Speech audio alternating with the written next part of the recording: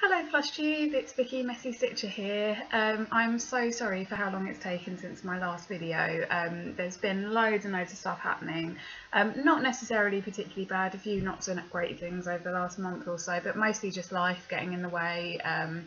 Been really busy, but actually I've really been spurred on to kind of record a new video and try and be a bit more kind of, won't make any promises, but try and be a bit more sort of regular with my updates in 2016, because Flosstube is something that I just love.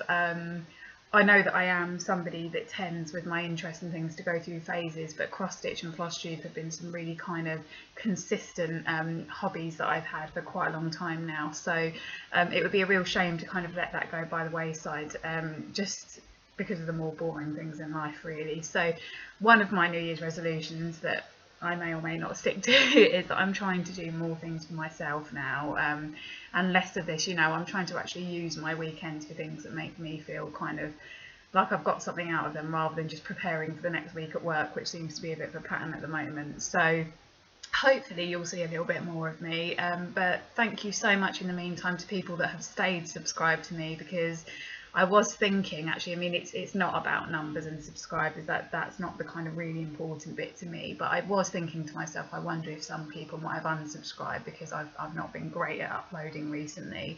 If you are one of those people, I'm really sorry you felt that way. I don't think I lost a lot of subscribers, but I'm sure one or two of you may have kind of got fed up. So I apologise for that, and thank you to those of you that stuck with it, those of you who may have even subscribed since.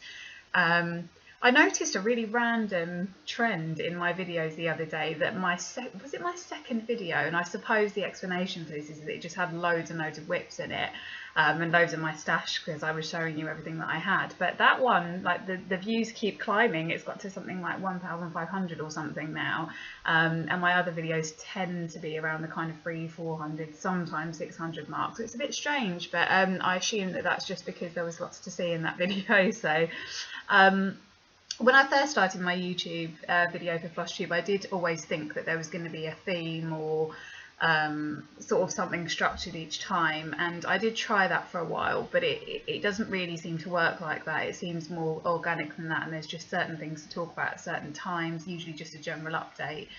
So I hope that's okay with you, but I think one of the other New Year's resolutions I've got is to stop kind of trying to make too many rules for myself. So I think it's fine to have a free-flowing video, but I'm sorry if you find that a little bit distracting, or whether you prefer, because I know some people upload quite structured, there'll be their whips one day in the week, and then they might have a particular sort of update about something else the next time.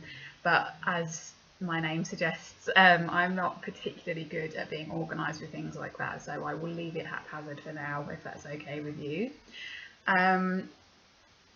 As usual, sorry about this. You've probably noticed a trend throughout all my videos, and that I very rarely bother putting makeup on at weekends or evenings or times when I don't need to. Believe it or not, I do actually wear makeup to work and everything like that, but when I'm at home I really can't be bothered.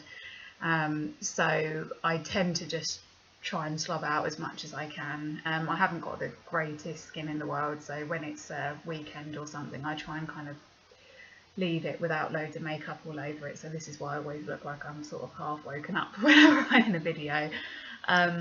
But you can probably tell I'm really happy to be back. I've got, I started off this morning thinking, well, what have I actually got to update people on? Feeling a bit despondent, because as I'll talk about, I haven't really had many finishes at all in 2015. Didn't really feel that there was a lot that I could contribute, but actually there's lots of little bits and pieces here and there to update you on. So I think it will probably be a pretty long video, so apologies in advance if that's boring or not very exciting for you, but hopefully it will be a chance to catch up with where I'm at.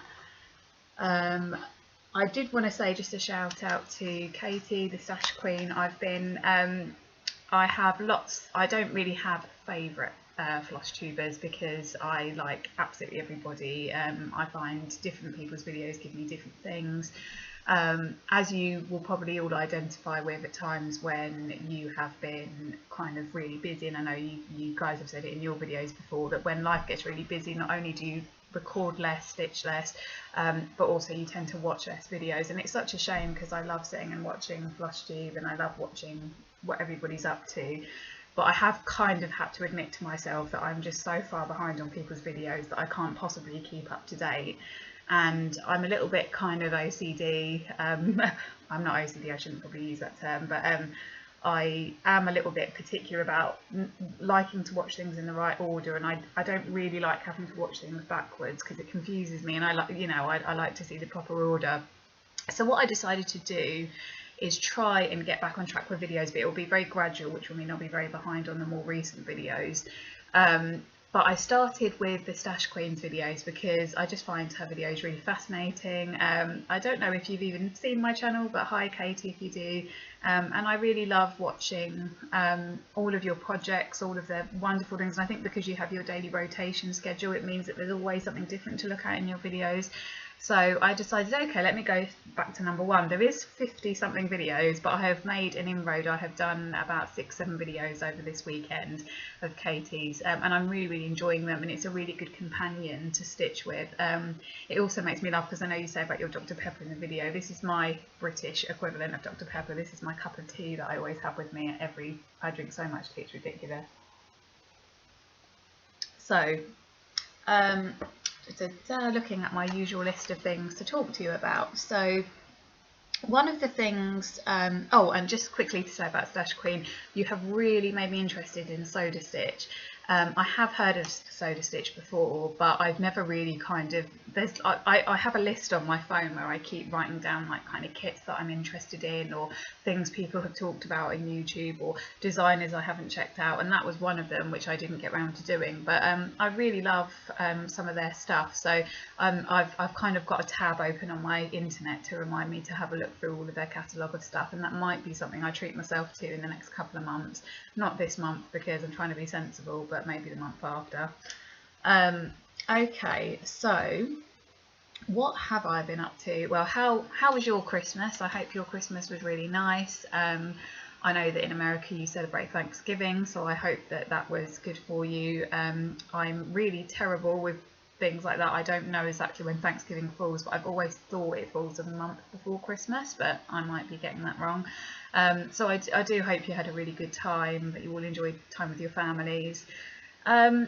Mine was a little bit of a disappointment, only because me and Adam, my partner, were both really ill, to be honest. Since mine started on Boxing Day, I kind of got a cold that, you know, throughout the day just got worse and worse, and it kind of turned into a full-blown flu thing. And the thing with me is I don't often get ill. I'm not really one to get ill at all, maybe once a year, but it really was a very draining kind of flu-y kind of, and it's very rare for me that I can actually sit and lie in bed and do nothing when I'm ill, because I like to either stitch or watch TV or something. But I had a couple of days where that was all I was doing, was sleeping, which is really odd for me. So it did feel a bit like the whole Christmas period, you know, things like we did go to see our family, we had a lovely time, I got some lovely presents, but it did feel like it passed us by a little bit, really. I know that I was going to be showing you some of the presents that I bought for people for Christmas, which wasn't going to be stitching related, but I thought you might be interested. But obviously that didn't happen. What I thought I would do is just show you a few things that I got for Christmas. I'm never really sure with Flosstube how interested people are with stuff outside of cross stitch in the videos, and I know obviously you're here for a particular reason, but I think it's quite nice to mix it up with a few other bits and pieces every now and again. So I will show you a small selection of my Christmas presents. So first off, I got some really cool CDs. You have to forgive me because I don't remember you know exactly who got me everything. This is a bit of a cheat because this was a Christmas present to myself. I've wanted this for ages. Halsey Badlands. Heard her music in a shop we've got over here called Urban Outfitters, and it's definitely Urban Outfitters kind of music.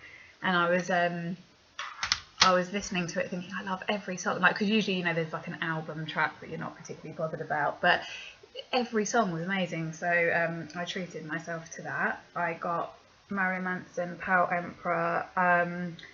I was a Marilyn Manson fan in kind of their stuff sort of in the, I suppose, late 90s when I was sort of a teenager, sort of early noughties kind of thing.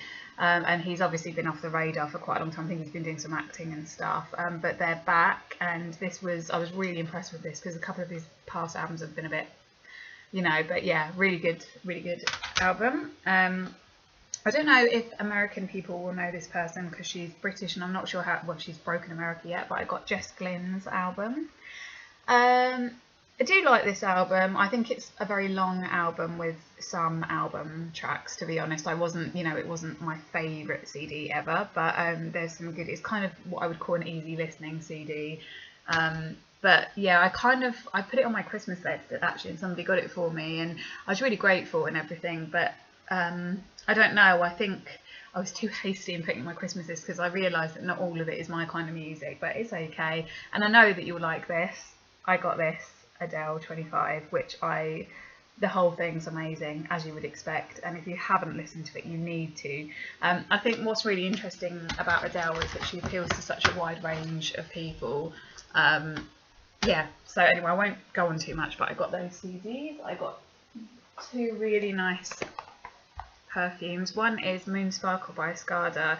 It's very kind of sweet kind of scent, so it's not for everybody, but this really is my favourite ever perfume. It's not particularly expensive, but it reminds me of my uni days. When I was at uni, I don't know, I must have just picked this perfume one day, and it really, it's quite summery, so it does seem a bit strange wearing it at the moment, but it just brings back really cool memories. So I asked for this and I got that, which was really cool. And I also got Cool Water, which is another one that, oh, I can hardly see it, Cool Water, which is one that I've wanted for a really long time. A few bits and pieces that I got a whole box of green and black chocolate, which has now gone, and it wasn't even me that ate it, it was Adam, but never mind, it was a thought that counts. My great aunt got me these candles here. I absolutely love candles, and if you saw my house, they're everywhere, so I've got a bit of a candle obsession. So yeah, so that was really lovely. I can never have too many candles. And then I got this, can't remember who got this for me, but I'm very into Russell Brand, his opinions, his humour. I know he's not for everybody, and I won't get into that debate because it will, I have quite strong opinions on that. But yeah, Russell Brand, Second Coming, brilliant DVD, and if you are a Russell Brand fan, check it out. It's possibly one of his lesser known kind of DVDs. It's not a stand-up DVD.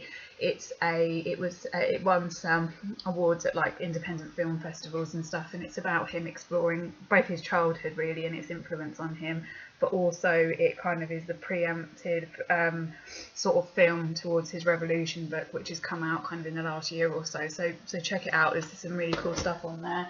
And then the thing with me is I am a bit of a contradiction because I'm quite an academic person and I really like watching documentaries. I like something that thinks. I overthink things all the time. I'm quite politically aware, that kind of thing. But then every now and then, all I really want to watch is just a load of trashy reality. So I asked for this for Christmas because I remembered it and I thought, yeah, I'm going to actually probably watch it. So I haven't really watched that much of it, but The Osbournes is always good. I actually, funny enough, I read the autobiography of Kelly and Jack Osbourne over the last few months because I got it out of the library, and it's actually quite interesting how bad a misrepresentation of their family this is. If you actually read the books, you'd actually be quite surprised how normal a family they are. I'm not massive Osbourne fans. It's not like I've ever had a particular fascination with them or anything. Don't really like Black Sabbath music or anything. But I just find their character, I find that they've been tending to kind of, and they've sort of done it to themselves, but they've kind of turned into caricatures of people that they're not really. And if you were to read their books, you'd be quite, particularly Jack Osbourne's book, it's quite interesting. So I do like to kind of expand my mind about how people really are, and this is the trashy end of it, which is just watching them shout at each other, but that's funny. And I don't know if, again, American friends would have heard of this, but Made in Chelsea, the whole box set, again, guilty pleasure. I haven't ever actually really watched it. I tend to be very slow on my kind of uptake of things, TV shows and stuff. I'm always a few years behind, so I haven't even really started watching Downton Abbey, but I've got it at home, so that kind of tells you how behind I tend to be. So I've just got it, thought it'd be quite cool to watch.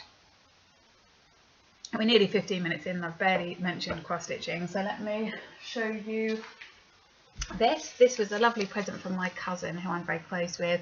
It's really nice. I haven't started it yet because I've got a few other projects that I'm kind of trying to prioritise at the moment, but because obviously I recently moved into a new home, this was kind of a combined Christmas and housewarming present from her, and it's lovely. You can kind of put your own address, which I'm obviously not going to disclose, but you can put your own address in that section there, so it's really nice, and it's something I can hang up at home when that's finished, and I think it will be. I mean, it's quite a quick stitch by the look of it. You could probably do that in a few weeks, so looking forward to doing that at some point, which will be nice. What else has been going on? Well, I told you in my last video that I was doing, it's the last time I'll mention it because it's a very different audience to this one potentially. But I have started my premature menopause vlog on YouTube, which is why it's taken away somewhat from Flosstube at the moment, just while I started that up. I've only actually done 2 videos, hoping to record another one today. And if you are interested or you think it would be beneficial to anybody you know, it's called the Premature Menopause Project. If you don't type that in, you probably won't find it, because obviously because I haven't got many viewers or subscribers on it, it's kind of, you know, right at the back of YouTube, but you can find it if you type in the Premature Menopause Project if you're interested in that. I've also got very obsessed with Star Wars, the card game, which is like a strategic card game that me and my boyfriend have been playing, so that's kind of taken up a lot of our free hours at the moment. So moving on to more stitchy things. So one of the things that I really liked, that I've been catching up with Katie's Stash Queens videos, is your daily rotation idea. To me, because I purely like it, I think it's an excuse that I don't have time, but I probably don't allocate my time properly. But on an average week, when I come home from work, I'm just so exhausted, to be honest. I don't often do much stitching during the week, which I think is why a rotation hasn't really worked for me before. I totally get that there are loads of people out there on Flosstube that are working that come home and do carry on with their rotation, because for some people it's quite an uplifting thing. But cross stitch is something for me where I do have to have quite a lot of energy and have to be fairly awake actually to do it. If I'm sleepy, I just make loads of mistakes. So I'm kind of a bit hesitant to implement some sort of rotation system, which I'll talk about a bit more later. But one of the things that I really liked about the Stash Queens videos was that you can kind of, I liked that idea of working on something different every day and really keeping it an interest, and the idea of being able to be flexible with that but still having some sort of structure. And I think one of my sort of key themes that I want to kind of start approaching my stitching with is a bit more structure, because as much as I say, you know, I actually do in lots of other ways at work and stuff like that, I respond very well to structure and routine, and with cross stitching, because it's my hobby, I suppose I have that tendency to deprioritise it and just think, oh well, I'll pick it up when I want to pick it up. And what's always a bit of a shame, and you know, it's no big deal, it's just sewing, but you know, the amount of times that I've wanted to get somebody's present done for them and then, you know, realise it's just not going to happen because time's run out and I haven't prioritised my cross stitch project. So yeah, I mean, it's not, you know, it's not the end of the world. It is a hobby, but I'd like to give it a little bit more importance in my life, because, you know, I'd like to be one of those people on Flosstube who I really admire, who can actually say, oh look, you know, I finished this week or this month, and that doesn't seem to be happening, which is a shame. But I did take away some really good videos from the really good ideas from Stash Queen's videos, just in terms of how to approach work. I really like the fact as well, Katie, that you said that you don't give yourself, this is like way back in your early videos, so it might have changed, but you said that you don't tend to give yourself deadlines, and although you know that some pieces may turn out as gifts, you don't put that kind of pressure on yourself. I think that's a really good idea. I think, you know, I tend to think of things like birthdays and Christmas as deadlines, and once I have somebody in mind for a project, I start thinking, oh god, yeah, I've got to get it done before then. But actually there's no harm in just giving somebody, it's actually quite nice to be able to give somebody a gift throughout the year for no particular reason, and I don't think it always has to have the caveat, oh, this was supposed to be for your birthday but it's late. It could just be, I stitched this for you, here you go. So I'm trying to think about things more like that. Having said that, as you'll see when I talk about my plans for this coming year, I do have goals, and I do have, you know, I am somebody, I will always be somebody that stitches for other people, because that's my mindset when I kind of I like the idea of giving somebody a gift like that, that's really kind of, you know, something in their house that's sort of special, has been made by somebody. So I'll probably always do that, but it's probably rethinking how much pressure I put on myself around that. If it doesn't get done, it doesn't get done. At the same time, sometimes I need to put a bit more pressure on myself by putting structure around things so they actually do get done. Oh God, sorry, I've got a really bad cold. It's only today. I haven't had a cold for the rest of the week at all, but I seem to be sniffing a lot today, so I'm really sorry. Sometimes it's just when I get out of the shower, actually, so maybe it's that. I don't know. As you can see, my hair's wet and just come out of the shower, so yeah, it's not grease, by the way. Okay, so in terms of kind of, as I said, I thought I hadn't done much stitching I was looking back, because I know many of you have done kind of year in review videos, which I would have liked to have done. But actually, when I thought about it, I know it's not all about finishes, but I really did only finish 2 key projects last year. I did a couple of little kind of bits and pieces, but yeah, so it's a bit of a shame. So I thought, rather than do kind of a year in review as such, I will kind of just think about some of the main things. Like, I suppose it's still a year in review. Some of the main things I've been working on, things I finished, which is only 2, and where I'd like to take them, really. So first of all, my first finish, which I believe was early 2015, I think it may have been February or something, was this. My love piece. This was by the Historical Sampler Company. I've got it out on quite a few videos, and I am really proud of it, because although it was, you know, it was a simple stitch in terms of being able, possibly why I got it done so quickly was because there really was this ability, you know, you knew, you know, especially with the borders, what you had to do. You could just sit and stitch and not keep referring to the pattern. So I think that's why it took me only something like 2 or 3 months to do, which for me is quite quick. What's a shame is that the frame that I had put it in has smashed, and also it's a bit of a theme with mine that however much I try and iron them, they never seem to be ironed enough, and I think that's because I've put a tea towel above them, because I don't want to damage the actual work itself, and maybe the heat's not coming through enough, but they're never fully, you know, flat. So I've got to find a new frame for that. But I was really proud of that, because it was the first thing. I think this was the first big project I'd ever finished where I thought, wow, I finished that, I've done that. No, sorry, the second, you know, the first one was my grandma's family, sort of grandchildren sampler. This was the second one. So at this point I was on a bit of a roll. In the previous April I'd completed that for my grandma. It was a really good kind of, I was really happy that I'd got it done. I got that done early. So I can tell, you know, by what I managed to do, I was on a bit of a roll.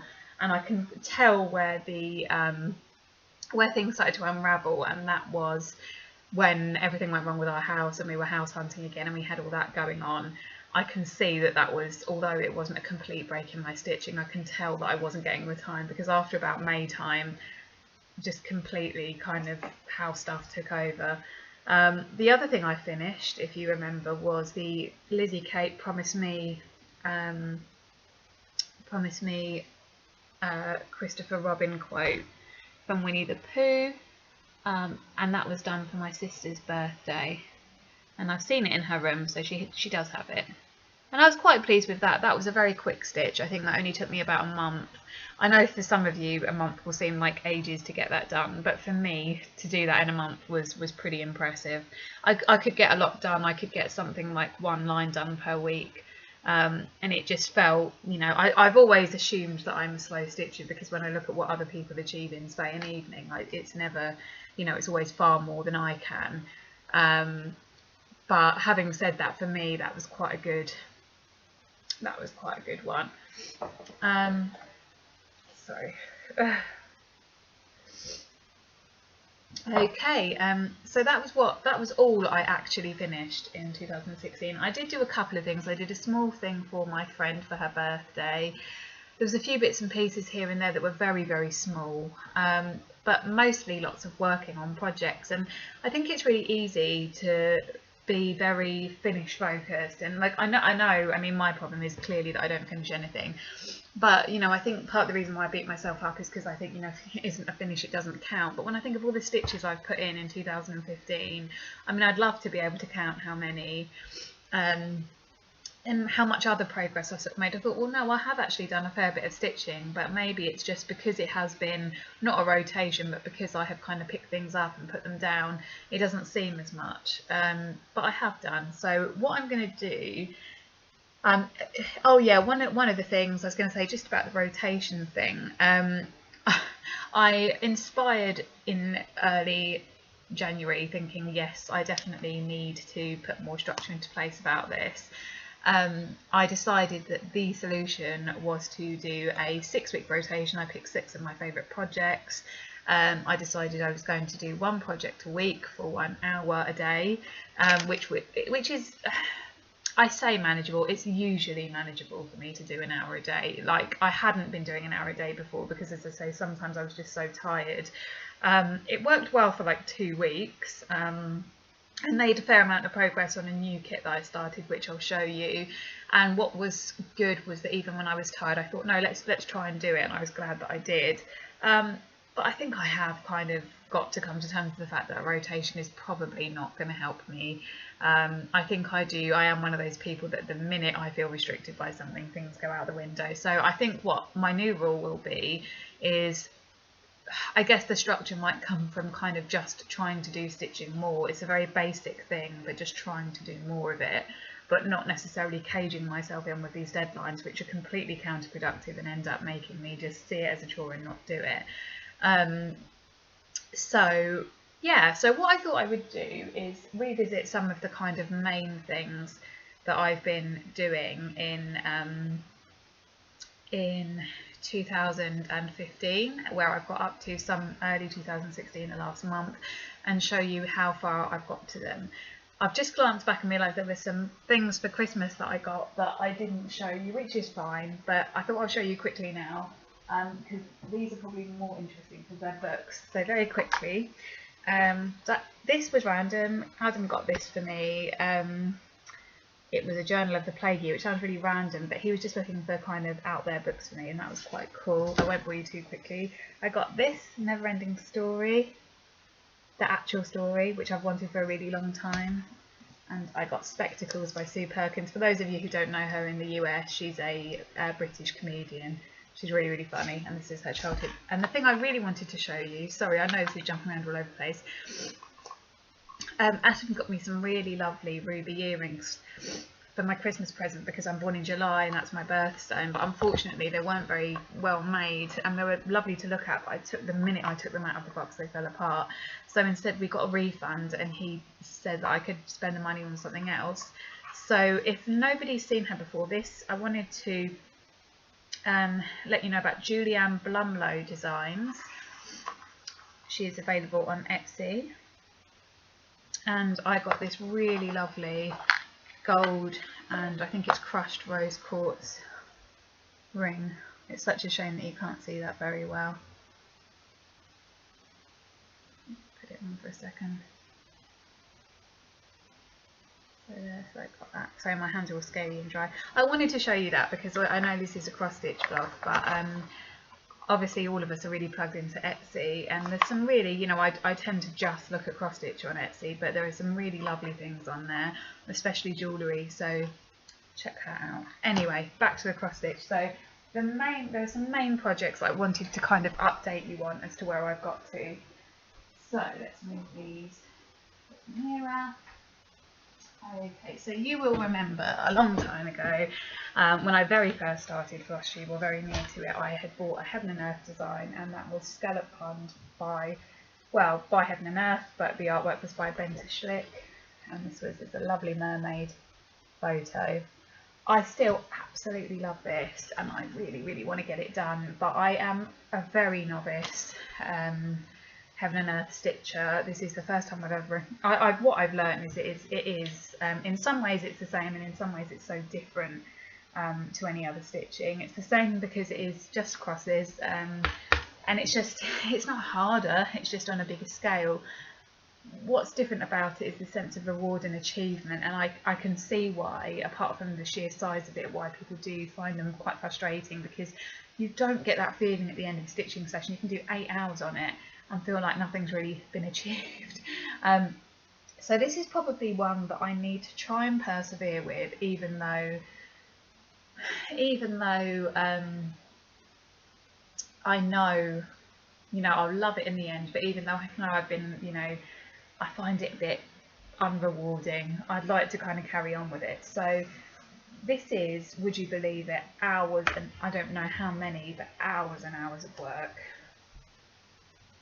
This here, I'm stitching, I don't know how much you can see that, I'm stitching this 1/1 on 25 count magic guide. So because I'm stitching 1 by 1, one of the things that threw me when I first started is that one of these grid squares actually is a 20 by 20 on my actual pattern. So as helpful as it is to still have the grids on there, you have to bear in mind actually it represents kind of a 2 by 2 square rather than just one on the grid. So as you can see, I'm kind of doing the top left hand corner, the kind of, sorry, the sort of shading by there. So it really, there's not a lot going on there, but that's where I've got to. And as I say, that really has been quite a lot. That's been, if I had to take a guess, I haven't done loads, but I reckon I've done about 30 hours or something on that, and it really doesn't seem like it. Maybe 20 hours or something, but yeah, a lot of time that doesn't seem to have resulted in much. So, sorry. In terms of my plan for 2016 with that, what I would like to do is I mean, realistically, I mean, this is something like 42 pages. So realistically, I just like, I guess, the most I can expect to achieve probably is having sort of a small section of this bit complete, maybe something like that much complete or that much complete, you know. So I doubt very much that I will see any sign of her face or anything this year. I worked out quite depressingly that if I worked on her for 6 hours a day or something, it would still take like 6 years or something. Sorry about that.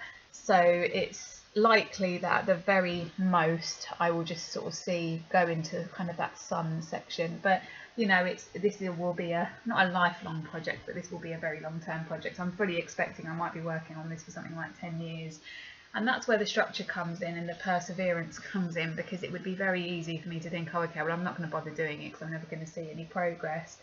But perhaps that's one that could benefit from a little bit of rotation structure or something in it. So we'll see.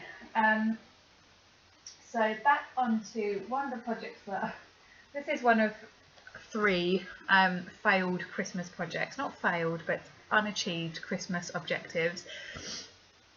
This is a relatively quick Lizzie Kate stitch. I say quick not because it's a really small design, but because I know that Lizzie Kate's generally I don't find too difficult to kind of get on, because you can make quite a lot of progress. What's quite frustrating is that every time I've done anything Lizzie Kate, which I have done started a few other things before in the past as well as this, the threads never seem to last as long as it says it does, so I always run out of stuff. Some of that's probably me being a bit wasteful with how I use thread, I wouldn't be surprised, but some of it is just, I think, maybe the patterns. I've said before, I think my main fault with Lizzie Kate patterns is that there's the slight errors in the pattern sometimes, and I'm not sure how they calculate threads, but and maybe you guys have a different experience, in which case it could just be me that's the problem. But I really don't feel that whenever they tell you how many skeins you need, it's never enough. So I should have learnt my lesson really. But this was one I was doing for my sister-in-law. I say sister-in-law, me and my boyfriend aren't married, but she's essentially my sister-in-law. So this is a lovely quote that I wanted to give to her for Christmas. Now, if I was going into deadline mode, I would say that her birthday's in March, and that would be a good place to try and aim for to get it done for her. So it's not completely unrealistic actually. I just was holding on to get some of the threads I need. I converted the colours into some purples from the Weeks Colourworks or Crescent Moon colours. I think that's the same company. I think it's just a change of words. And I'm generally pleased with them, but the only thing is that it's really, I've sort of really run out of some of the main colours. So as you can see, I have actually done a lot.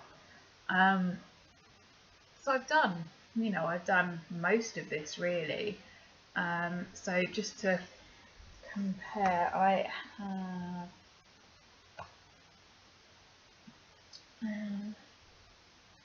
yeah, so I've kind of got the top 2 lines left to do, really.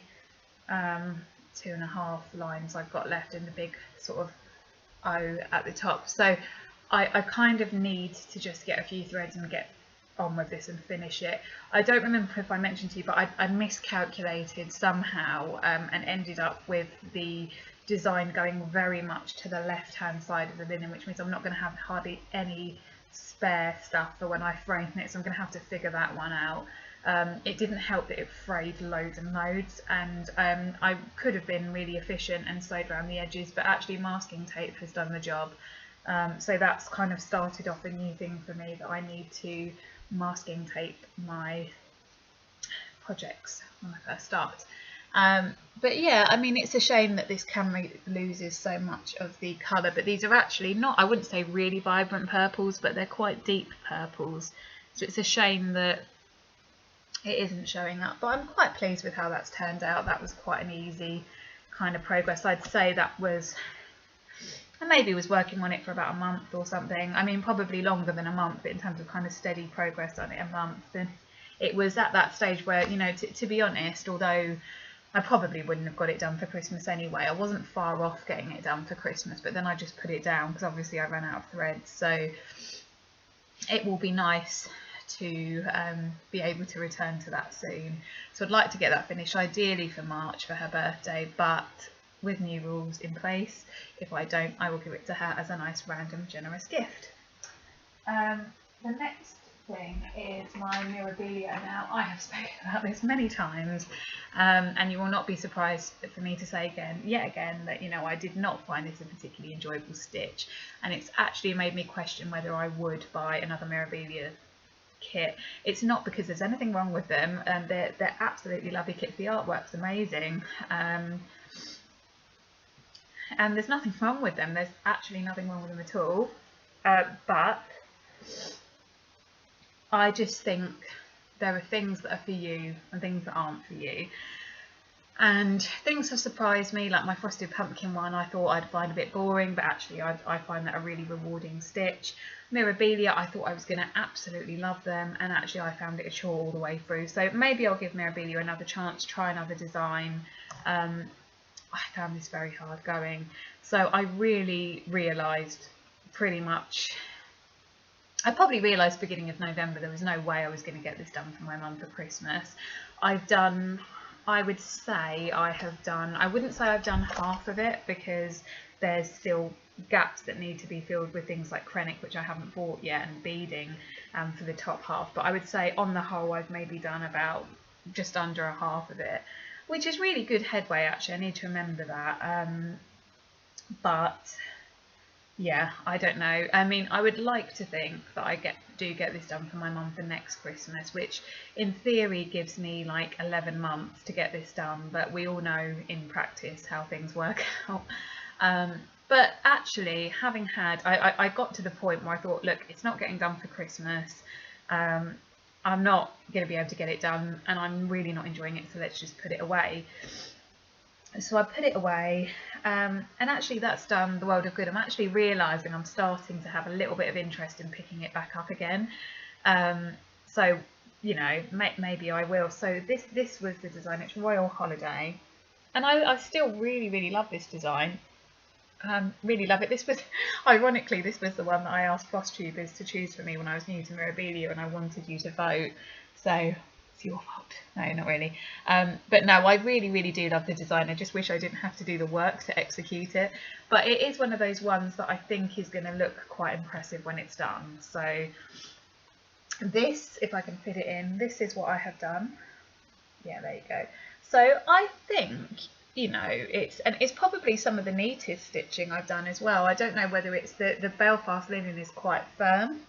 And I feel that that's really helped keep, I mean, when I normally look at my stitches, I see loads of kind of wonky ones and stuff, but this one, I'm fairly pleased with how it's kind of turned out. I'm starting to see why the pinky kind of shades were used rather than red, and I think it does work actually. So I think I'm ready to start kind of doing some work on this. It's actually made me think maybe I'll do some on it today. So I actually, once I've had a bit of distance from it, I've stepped back and thought, actually, no, I'm quite pleased with the amount of progress I've done on that. It's just, I was so disappointed that I hadn't got it done and that I was finding it a chore. And I think part of why I wasn't enjoying it was because I had this deadline looming over me and it was just so unreachable. But now that pressure's lifted, I think the other thing was because my mum's birthday is on New Year's Day, which means that, you know, there's not some sort of birthday 6 months time I can say, well, I'll give it to her then. But she's my mum, I can give it to her anytime. So I guess ideally what I'd like, because actually I tend to think with Christmas things that you really want to give them to people ahead of Christmas, don't you, so that they can display them. So I'm hoping, I mean, if I had to put a deadline on it, I would say that I would hope to have it completed by kind of November time so that I can give it to her to kind of put up at home. But you know, it will get done when it gets done. But you know, that is one that I would like to focus on, and that's one that I, again, like the Heaven and Earth, I think I would like to make some progress this year, and I think it's doable to finish it this year. And the good thing is that because I've actually probably done the best thing first, which is do the fiddly top half. There are some gaps where you can see the gold on her fur that is all Krennic that I haven't bought yet. But because I'm coming to the bottom bit, there's much more kind of steady patches of the same colour to work on, which is going to make it feel more manageable. So that should be good. The next thing was my Beauty and the Beast whip. Now, technically you could say that this isn't even a whip anymore, because I've been showing it to you for the past 4 or 5 videos with no real progress at all. I haven't worked on it for something like 4 months. But I want it to be a whip, because I want this one to really, when I was naively thinking about my 6-week rotation, this was one of the ones that I really wanted to be in there, because it's so colourful. I remember really enjoying stitching it. It just had to be put on the back burner because of other projects. It's one that I don't have a clear person in mind for it, so it may even actually just be at my house, which will be nice. But I'd like to, you know, I'm not sure I will finish this year, because with the other things that I'm focusing on, I think because there's so many colour changes, so much confetti stitching and stuff, it's quite difficult to get huge chunks of it completed. But I would like to really kind of try and give this some attention this year. So this is Disney Dreams. You're very familiar with this, Beauty and the Beast, Falling in Love. And I will show you in a second, but just to sort of say, I'm working on this section here, this kind of sunrise part here. And no change from last time you saw it at all, but that is how much I have done. So I had started on the castle, which I was moaning about because it was in boring colours, but it needs to be done. So I suppose the natural kind of thing is for me to try and get the castle finished. There was some frogging on the castle which was really frustrating me, and I think that was the point when I started to put it down. I've got quite low tolerance for things like that. From what I remember, there was a lot of this kind of tired stitching. So yeah, so that's not one that I've done much progress on, but if we're talking about plans for 2016, that's one of the ones that I'd like to kind of continue with. I just think, yeah, that. One thing I was going to show you, which I got for Christmas, is this. This is a book stand. I'm just going to try and see if I can. Just works like that. It's a wooden book stand. And what was really funny about this is that the story behind this, I was thinking, you know, I'm so sick of, like, because I carry a lot of stuff at work. I carry like ridiculous bags for work, and my back is always doing really hurting. And especially for those type of projects where you have to keep looking back at the chart, I find it, I sort of stooping over it in when I'm stitching in hand is really difficult. So I was saying to my mother-in-law that I wish I had one of those book stands. That'd be really handy for my cross stitch. And lo and behold, I got it for Christmas from her, and she actually had already ordered it. She hadn't known that that's what I wanted when she ordered it, so it was really good.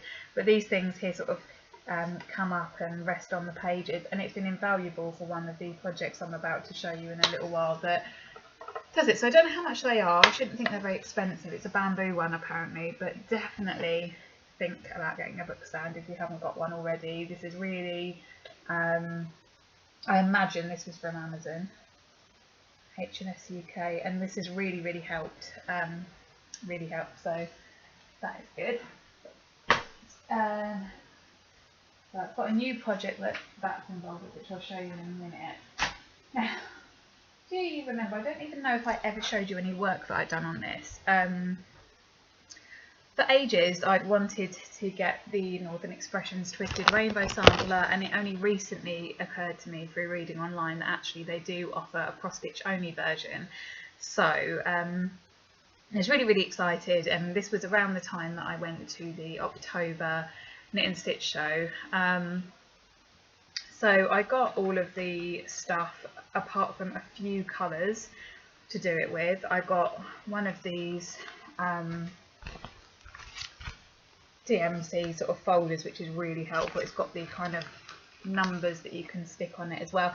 I'm normally much less organised than this with this, but I actually thought it might be worth with this project trying to kind of keep them in little pouches, because there's not loads and loads of colours, so, and they're quite vibrant, but it would just be worth kind of keeping track of what the numbers are.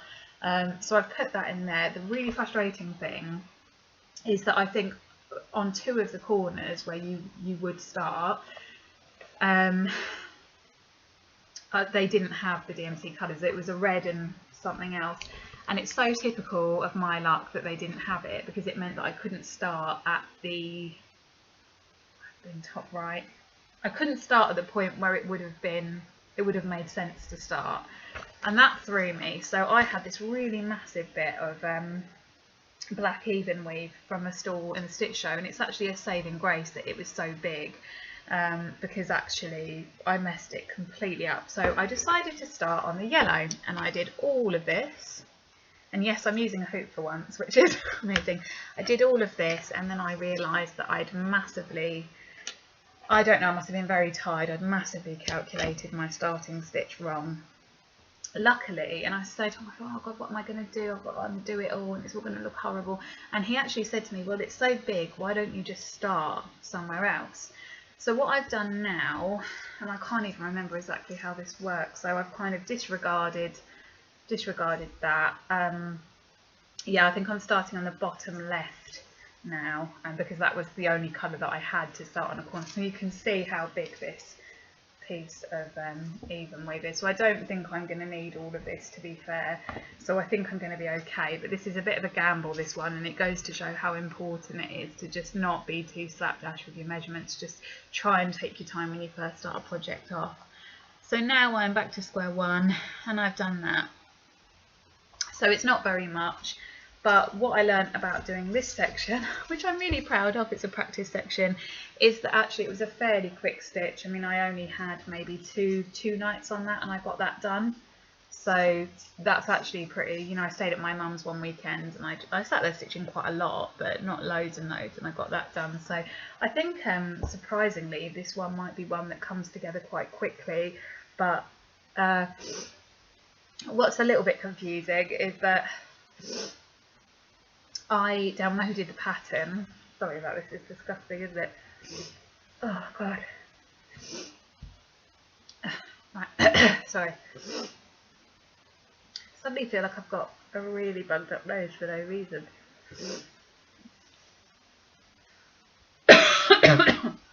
Sorry. Is that, yeah, it was the I ordered the PDF chart, and I've got a app on my phone which was recommended to me by someone called Zodo Stitch. It's like XODO.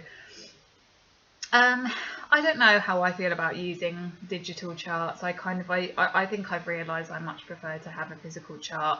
What's good is that you can kind of press on a kind of a row of squares and it highlights them.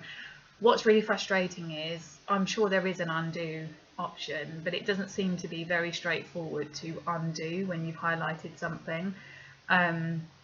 So there's a lot of kind of me highlighting too much and trying to undo that, and it isn't working. And although at the moment, having not done that much, I can think, okay, well, it's a bit of a pain. So at some point what I might do is just get it printed out, but we have no ink in our printer at the moment, so it will do for now, but I need to kind of probably print it out.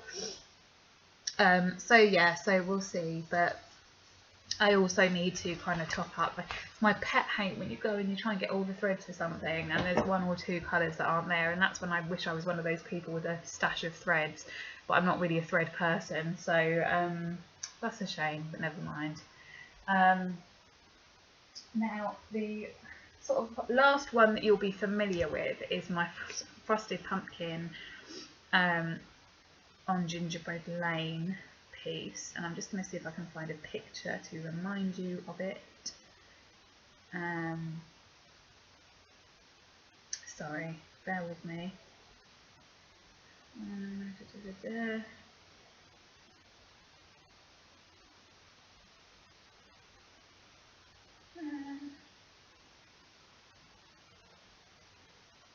So I'm just trying to see if I can. Yeah, I can't get it up right now, but I think you'll be familiar with it. It's very common Christmas on Pudding Lane. This was the third and final one of my Christmas failures to get it done as a present. This was supposed to be for my cousin who's obsessed with Christmas. Her birthday's in April. I don't think I'm going to get it done in time for April realistically, but I will give it to her at some point before Christmas. And this was on 28 count Cashel Opal linen. And yeah, this is how much I've done, and I bet I have made some progress since last time I saw you. Actually, I have done, sorry, I never know how to, I've done the girl at the bottom, I've started on the next house, I've done a bit of ice and the little ice skating sign, so I've done quite a lot. Really enjoying this. I thought that Frosted Pumpkin stuff might be, I don't know what, I think I thought, so there you go, I always put it down too quickly. I thought that I would find it not complex enough, that makes me sound really arrogant, but I thought the design might be a bit simple and cutesy for me, but actually I really find it really good. I can use a digital chart with this without having the issue that I've had with the Twisted Rainbow sampler. Doesn't require a lot of concentration, just have to occasionally, it's only really with the houses that you have to check that you've done the right width across with the stitches, otherwise you kind of mess yourself up a bit. But the colours I'm using are lovely. I'm using a lot of variegated threads from Weeks Dye Works mixed in with some DMCs. I'm just really happy with it. I think it's really nice. It's one that you feel you make progress on, and I love all the variation. Like, you might not be able to see it that well, but you know, things like that, sorry, that green door there, it's just, you know, and again, you can't really see it, but the shade of the Weeks Colourworks for the main bricks of the house is called something like Cognac, and it's got all of these kind of slightly lighter shades in it, so it gives the illusion of it having bricks, which I think is really cool. So yeah, so I will plough on with that. I've been working on that last night, and I'd like to carry on with it for the rest of today. Really learnt that I love Cashel linen, I love opalescent linen, I love it, and I've definitely on the things I've worked on so far, Cashel linen is by far my favourite. So that's, don't have a bad word to say about that project. I'm really happy with it. Finally, I may have shown you this, but I don't think I did in my last video, because I don't think I had it. I think this was something that I posted about on Facebook in the Cross Stitch and Discuss group. So my aunt was having a huge clear out of her cross stitch, because she does lots of cross stitch, but she also has 2 teenage girls, my cousins, very busy at work, and to be honest, just doesn't get, you know, she's had loads of kits around for ages. Now her taste is quite different to mine, but there is a little bit of crossover, and she gave me her, I was very honoured, because as a cross stitcher, to anybody else this might not seem that significant, but I know as a cross stitcher that the very first kit that you buy, you know, even if you don't think you're ever going to do it, is quite precious, and she's given me that kit. It was the first kit she ever bought. She's always wanted to do it, and she's never had the time to, so she gave it to me, and I'm really honoured. So what I'm trying to do is make steady progress on it next year. Again, I always jump ahead, and I think this, ideally what would be really lovely would be to be able to stitch it up for her, get it framed, and actually give it back to her as a present. You know, I know you weren't able to stitch this, but I'd like you to have this in your home. So it is a journaling Teresa Wentzler pattern. It is called the Castle Sampler, and it is on 27 count even weave. And you will, it seems to be like quite a cult classic or something. It's 1991, I think it is. And when I posted about it on Facebook, people were really excited. So I think this is just, I won't lie, it is very, very frustrating getting this up. It took me a whole night just to get things kind of started off for this.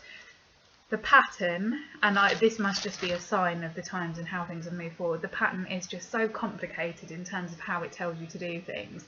So rather than having symbols and it says, yes, 2 strands, this symbol, blah, blah, blah, it has all these long-winded written instructions, and there's loads and loads of blended stitches, and I'm a real fan of blended stitches, but it's a bit of a nightmare. So you could, in theory, and the other thing that was really annoying is that it came in 3 big bundles of colours with no, you know, I never will understand this with cross stitch kits, why they don't just give them to you sorted out already. It just, to me, it just doesn't make sense. But it came in these 3 big bundles, all of which within each bundle had really similar colours in. And I managed it, but by real kind of attention to detail and process of elimination, you have to work out which of those colours is the name of the colour, and they've all got very similar names, like very light golden beige, medium light golden beige, and things like that. So it's a nightmare. Finally got my head around it, and I've done I took a packet of cereal and made a kind of makeshift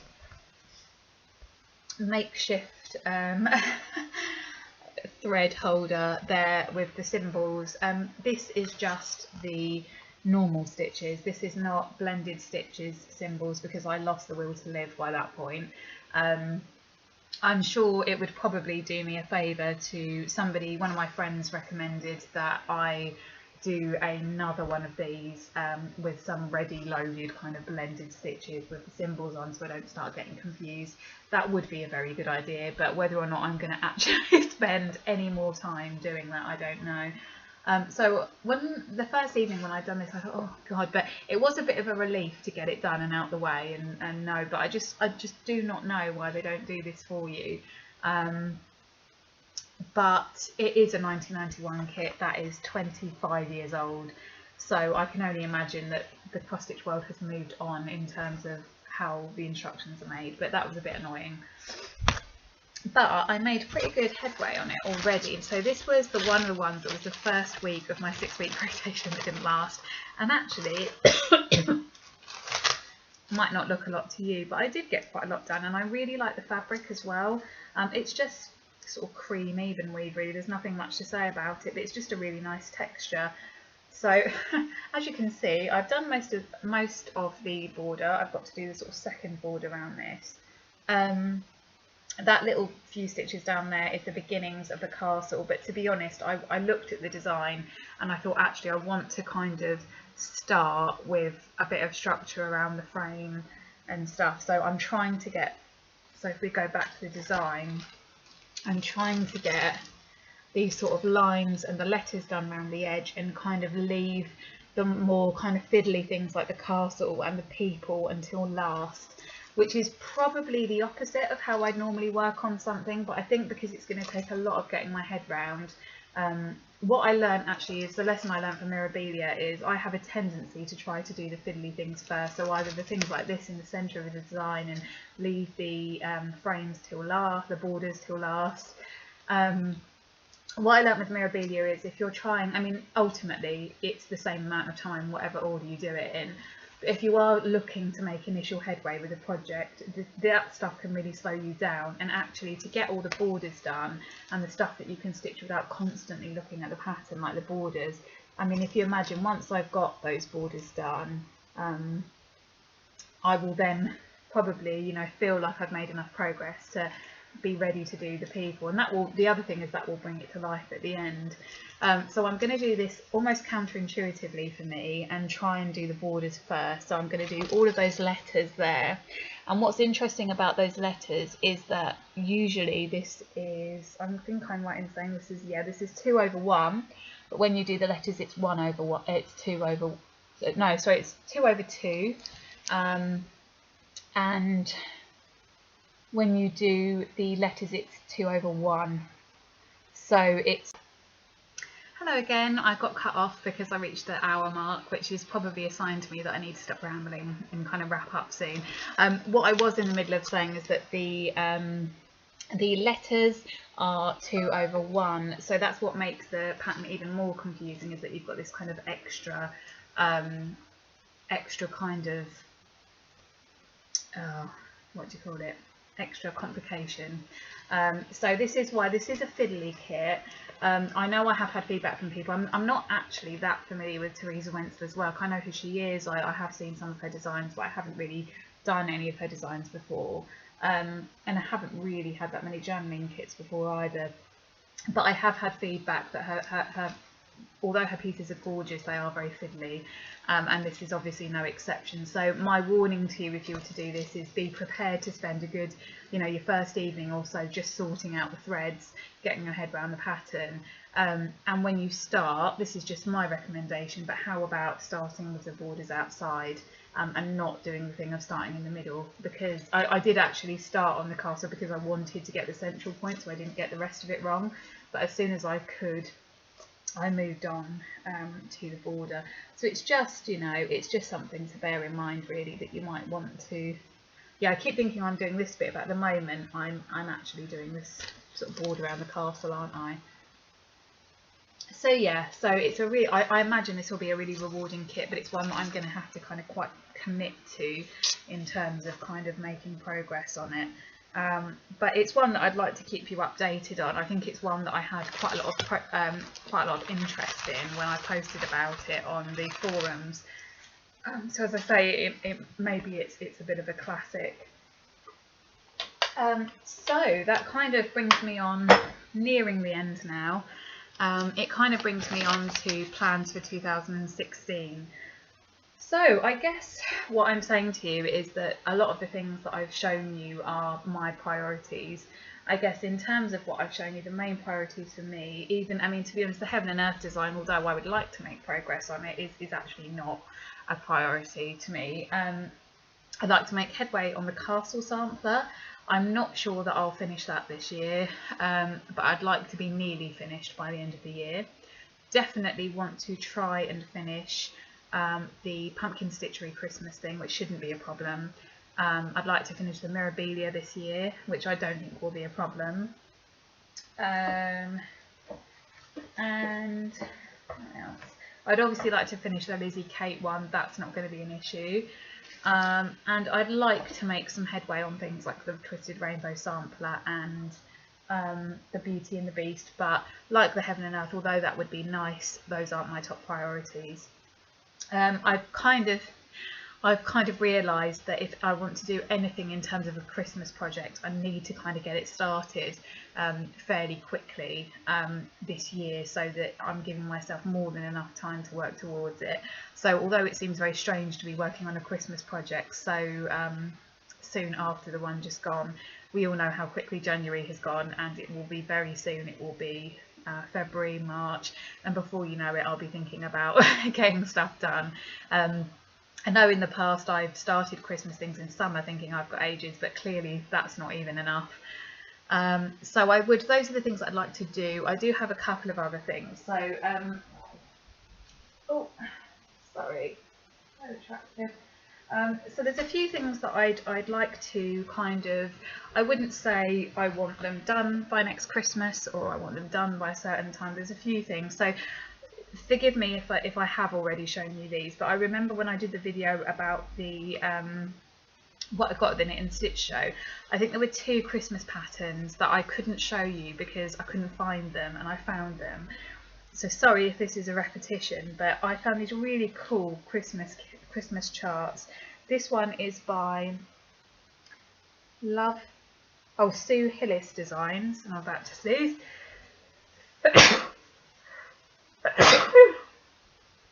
Oh, lovely. This is by Sue Hillis Designs, and it's called Stitches Days of Christmas, and I got it for £11. And I just wanted to show you this. So this is the final. I think this is the one I possibly did show you, and I don't think I showed you the other one. So it's a Stitches version of the 12 Days of Christmas. It's really lovely. It's just a nice kind of pattern that I picked up. It's a bit different to my normal style, but I thought that's quite cool.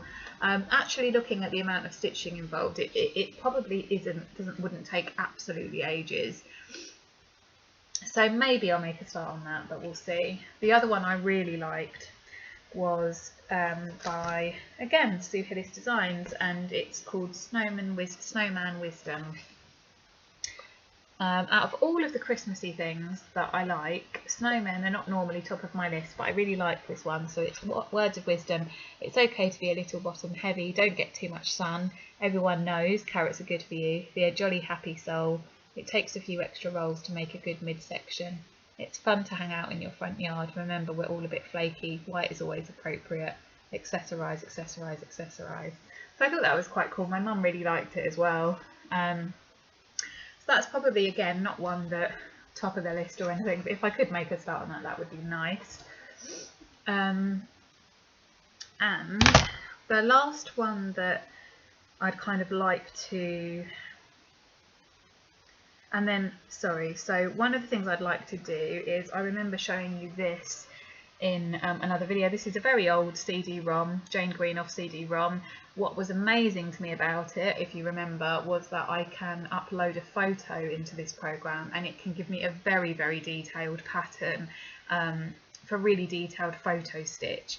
Now, I know that from the off the peg photo stitch kits, although they're okay, they can look quite pixelated, and also they charge you quite a lot of money. This is doing it for free. I mean, I appreciate this wasn't free when somebody first bought it, but the fact that you can now pay something like £40 to have one photo send off, to have it done, this you could do completely for free. You may find, because of the age of it, the DMC codes that it's giving you may have changed slightly, but there's loads of conversion tables online you could check that out with. But I would really recommend, if you can go into charity shops or come across anything like this at a school fete or anything like that, try it, because you might be surprised. I was really pleasantly surprised by what this could do.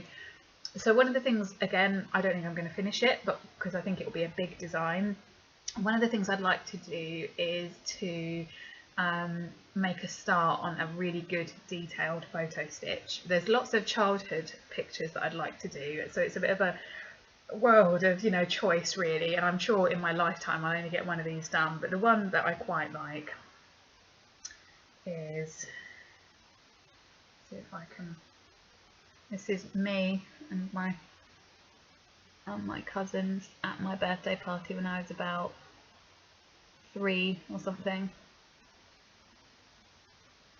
So I'd like to get that done. That would be nice. So we'll see about that. The other one that I've got my eye on, and as you might notice, it's getting less and less realistic as I keep talking as to how much stuff I'm going to get finished. The other one I really did want to make a start on was Celtic Snow by Northern Expression Needleworks. I would like to get a really nice, like this, really deep blue, possibly opalescent, but a deep blue hand-dyed fabric. And what's a shame is when I went to the Knit and Stitch show, I may have even shown you them at the time, I started, it wasn't a good time to do it really. I was trying to convert threads on my phone as I was walking around, and I wanted to get variegated threads from Colourworks. What ended up happening is that 2 of the original colours that are used by whatever threads are used in this design end up working out to be the same Colourworks threads, which means there wouldn't be a distinction between the 2 shades. So I've actually given those threads away that I bought to my pen pal, because they weren't really very organised in terms of, you know, I couldn't use them for this design after all, because I'm not convinced they were good enough substitute. So I think I was just trying to get a quick win and kind of get stuff to take away with me from the fair. So what I think I will actually do is go, even if it means going to an American site and paying a little bit for shipping, I might actually just get the recommended threads for this one, because I think this is one where it's worth doing it properly. So I'd like to do that, but we'll see. So not ambitious in the slightest at all. So I think what I'm going to do is leave it there. The only thing to mention is I will be going to, well, 90% sure I will be going to the Knit and Stitch show in, I'm assuming, Alexandra Palace or Earl's Court, in, I think it's March. I hope it's not February because I won't have any money, so probably March. So, you know, if you happen to bump into me there and recognise me or something, and if I recognise you, say hello. Those of you that are based in the UK. Generally speaking, I tend to go on the Saturday rather than the Sunday, because it's a bit less faffing around with travel and stuff. So I might see you then. But in the meantime, happy stitching. Thank you for watching. I appreciate it. It was a very long, rambly video, and I will be spending my next few weeks trying to catch up with your videos as well. So goodbye. Have a lovely stitching day.